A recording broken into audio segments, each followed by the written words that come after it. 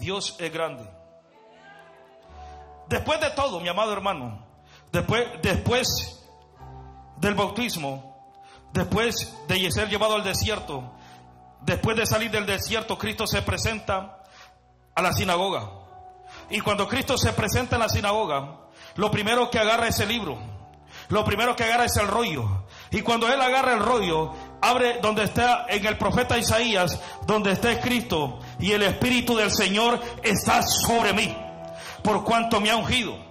Él tuvo la autoridad, mi amado hermano, de poder expresar una palabra y poderle decir al pueblo con una autoridad y con una seguridad de que él había sido ungido por el Espíritu Santo de Dios, que él había sido ungido por Dios, mi amado hermano. ¿Alguien me está entendiendo lo que estoy hablando? Tú y yo, mi amado hermano, fuimos escogidos para cosas grandes. La unción no solo se quedó en Cristo, la unción está en nosotros. La unción fue para nosotros. Cristo preparó los 12 discípulos. Cristo preparó los 70. Si le van el aplauso a Dios, déselo con todas sus ganas, mi amado hermano. Aplauden más fuerte allá en otro lado. Si su patrón que le paga le diría: da un aplauso. No, apláudale bien a Dios, mi amado hermano. ¿Cómo así? No, con eso no, mi amado hermano. Ahora, una de las cosas que yo quiero que usted entienda, que la unción sirve, y eso usted tiene que ponerlo en mente, en su corazón y en su familia y en todo. Dice la palabra de Dios: vino a Nazaret donde se había criado, en el día de reposo, y entró a la sinagoga conforme a sus costumbres y se levantó a leer. Una de las cosas que va a hacer la unción y que va a provocar la unción en nuestra vida, mis amados hermanos, es botar toda costumbre. ¿Alguien me entendió o no? Botar toda costumbre, derrotar toda costumbre, quitar toda costumbre, mi amado hermano. Me dan ganas de bajarme, gloria a Dios. Mis amados hermanos, usted y yo tenemos que entender que en la iglesia no es una costumbre, una repetición que usted venga a la iglesia. Tiene que haber algo nuevo para usted. Usted tiene que entender que aquí tiene que haber algo nuevo, que el poder de Dios se tiene que manifestar en su vida. Cuando Cristo se presentó después del desierto, después del bautismo, después de que fue ungido por el Espíritu Santo, se presentó en Nazaret, se presentó donde él estaba, donde se había criado, y se fue a la sinagoga, donde la gente llegaba por costumbre, donde la gente llegaba por repetición, donde la gente quería vivir lo mismo, donde la gente llegaba porque le daban comida, donde la gente llegaba porque allá afuera preparaban alimentos para darle. ¿Usted me está entendiendo, no? Donde la gente llegaba, mi amado hermano, solo para tener comunión con su amigo, para verlo, para practicar, para tener un club social, solo para eso, llegaban por costumbre. Pero cuando llegó el maestro, cuando llegó el ungido de Dios, habló y abrió el libro donde está el profeta Isaías, y dice: el Espíritu del Señor está sobre mí, por cuanto me ha ungido. El Cristo empieza a romper la costumbre, empieza a romper todo, mi amado hermano. Bendito la gloria de Dios. Cristo empieza a romper la costumbre, empieza a romper la repetición. ¿A dónde vamos? A la iglesia. ¿Y qué te pasó en la iglesia? Bueno, no entendí nada, pastor. Puras repeticiones, puras costumbres. El evangelio no es de costumbre, el evangelio es vivo, el evangelio es eficaz, en el evangelio hay vida. En el evangelio, mi amado hermano, tú encuentras la paz, tú encuentras la abundancia. Dios te levanta. Mi amado hermano, es necesario que usted y yo entienda que en un momento dado, cuando este escritor, el escritor de Lucas, el médico, dice, en la primera carta de Lucas escribe, dice que se lo fue dedicado a Teófilo, y en la segunda carta del libro Los Hechos, que escribe Lucas también, por ahí uno dice que era Pablo, pero es Lucas, mi amado hermano, la gente no lee bien. Dice, en la primera carta escribí, pero en la segunda carta, oh Teófilo, te mando a decir nuevamente, y empieza a hablar en el libro de Los Hechos, mi amado hermano. Y hablando en el libro de los Hechos, dice, después de que Cristo resucitó, se le presentó por un tiempo y un periodo de tiempo a los discípulos, y estando con ellos les dijo, tienen que esperar la promesa, tienen que esperar la unción, tienen que esperar el bautismo, tienen que esperar que les caiga fuego, tienen que esperar que les caiga algo. Es que la unción no se murió en Cristo, la unción está en mí. Dígalo conmigo, mi amado hermano, la unción está en mí. La unción de Dios está en mí. Usted tiene que entender que usted y yo fuimos ungidos de parte de Dios, que tenemos la unción del Santo Espíritu Santo, la unción de la manifestación del poder de Dios. ¿Por qué tú tienes miedo, mi amado hermano? Ahora, si tú no estás ungido, déjame decirte que toda persona que está ungido no tiene doble ánimo. Toda persona que está ungido no tiene discusión. Toda persona que está ungido no tiene problemas para dormir. Mi amado, ¿alguien me está entendiendo, no? La unción te tiene que levantar. La unción te tiene que levantar. La unción te tiene que llevar a otro nivel. Donde tú llegues, algo tiene que suceder. Pero si tú sigues igual que los demás, no pasa nada, mi amado hermano. La unción no está sobre ti. Por eso es que Cristo dice en el original, y la unción es sobre mí. Y la palabra es, significa una separación. En pocas palabras, la unción tú tienes que ganártela. La unción tú tienes que buscarla, mi amado hermano. ¿Alguien me está entendiendo o no? En la Reina Valera dice la unción está, y la palabra estar es como que ya sucedió, como que camina con él. Pero en otras versiones más profundas dice, y la unción es sobre, y esa palabra significa un algo separado, algo, una palabrita que separa algo de otro. Por eso es que la unción, mi amado hermano, tú tienes que pelear por la unción, tú tienes que buscar la unción. Tú tienes que pagar el precio para la unción. Tú no puedes decir que estás ungido si no te entras al desierto.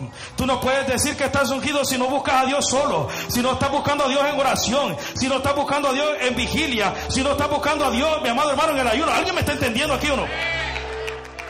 La unción se tiene que conquistar. La unción del Espíritu Santo. Gloria a Dios.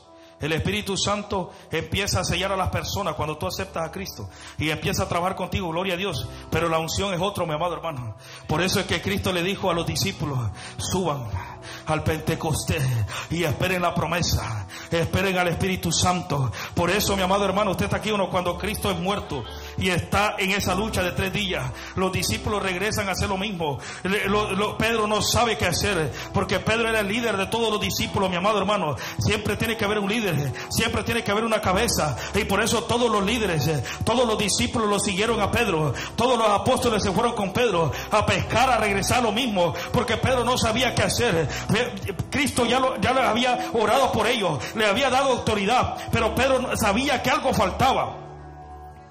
Pero Pedro sabía que algo necesitaba. Y de repente, cuando Cristo se le aparece por los 40 días, creo, si no me equivoco, las apariciones que le hace y empieza a hablar con los discípulos, le dice, suban al Pentecostés, esperen la promesa, esperen la unción, esperen al Espíritu Santo que vendrá sobre ustedes. ¿Alguien me está entendiendo o no? Y cuando dice la palabra de Dios que después que vino la unción, que después que vino el Pentecostés, Pedro se para a predicar, mi amado hermano, con denuedo. Todo aquel que dice, yo no puedo hablar, no sé cómo hacerlo, dile a Dios, úngeme, y te va a dar de nuevo. Tú tienes que decirle a Dios, úngeme, lléname con tu presencia, porque al final del día, todo el que es ungido por Dios va a hablar lo que Dios dice. Hay mucha gente de afuera que no son ungidos por Dios. Hay mucha gente alrededor del mundo que no son ungidos por Dios, mi amado hermano. ¿Sí me entiendes? Pregúnteme qué son. Motivadores. Son motivadores que saben entender, mi amado hermano. Es que el problema es que no que no tengas palabra. El problema es que necesita la unción, mi amado hermano. Hay mucha gente llena de palabras, llena de conocimiento, llena de hermenéutica y almética y todas esas cosas. Está lleno de todo eso, mi amado hermano. Pero no hay la unción. Pueden dar una estructura de un tema y de desarrollar una palabra, pero no está la unción, mi amado hermano. ¿Alguien está aquí o no? Dile a tu vecino, tú necesitas la unción. Porque si la unción está contigo, las costumbres se tienen que caer, las repeticiones se tienen que caer. ¿Cuántos están aquí? Mi amado hermano, la unción tiene que pagar un precio. La unción no es tan fácil. No es tan sencillo, mi amado hermano. Posiblemente todos ustedes pueden decir que estamos ungidos, pero ¿cuál es el precio que tú estás pagando? La unción no es así, mi amado hermano. Hay que sacrificarse, hay que buscar a Dios. Hay que soltar todo, mi amado hermano. Hay que soltar todo. ¿Me entiende o no? Necesitamos la unción. Lo que me llama mucho la atención a mí, y quiero expresárselo a ustedes, es que la unción no se quedó en Cristo, la unción también está en nosotros. Y nosotros tenemos que entenderlo, mi amado hermano, que fuimos ungidos no para tener 10 años en el Evangelio y seguir igual. Como 2 amenes, que Dios los ayude. No fuimos ungidos para tener 15 años en el Evangelio y seguir igual. No fuimos ungidos, mi amado hermano, para estar en el Evangelio tantos años y vivir lo mismo y lo mismo. ¿Alguno de ustedes no se ha cansado de esa rutina fea?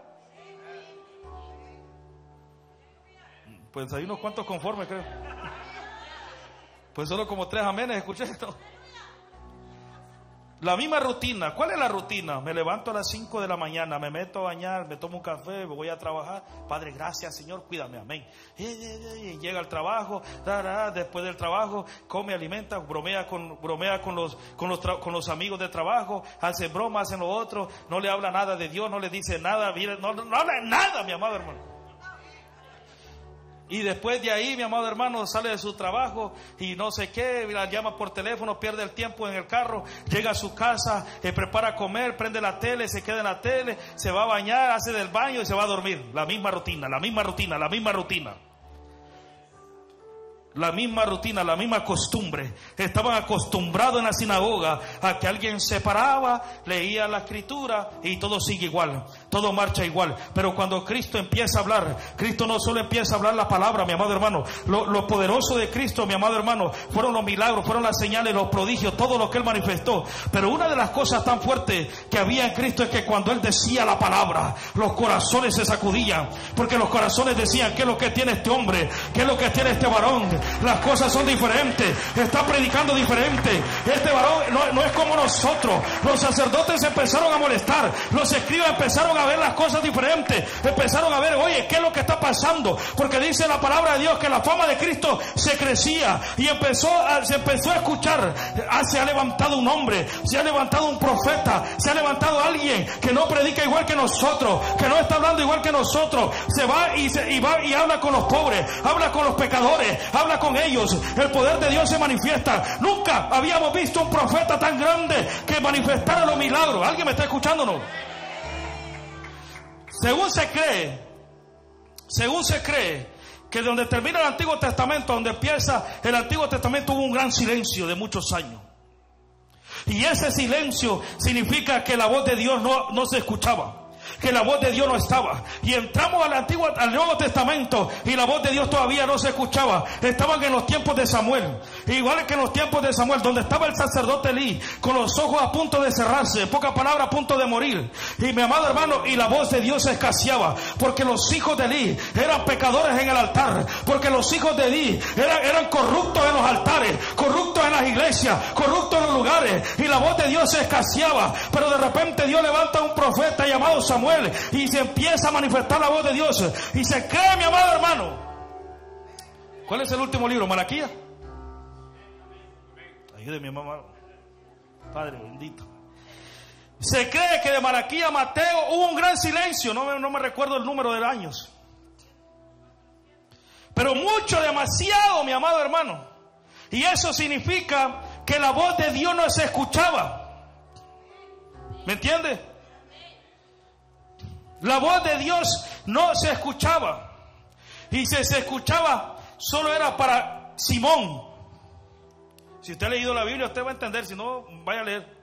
Solo para Simón, solo Simón escuchaba la voz de Dios. Y tal vez para su familia, porque Dios le había dicho: tú no te vas a morir hasta que no cargues el Hijo de Dios. Y había una profeta con él. Pero la voz de Dios estaba escaseada, mi amado hermano. La voz de Dios no se manifestaba bien, no estaba claro todo. No había nada, los escribas habían en la misma costumbre, repeticiones, religiosos. Por eso es que en un momento dado le dice, oye, está bien, bienaventurado, oye, hagan eso lo que ellos dicen, háganlo porque eso está bueno, pero no lo hagan como ellos lo hacen, porque ellos no hacen nada. Ellos le ponen carga a la gente que ellos mismos no hacen. ¿Alguien me está aquí o no?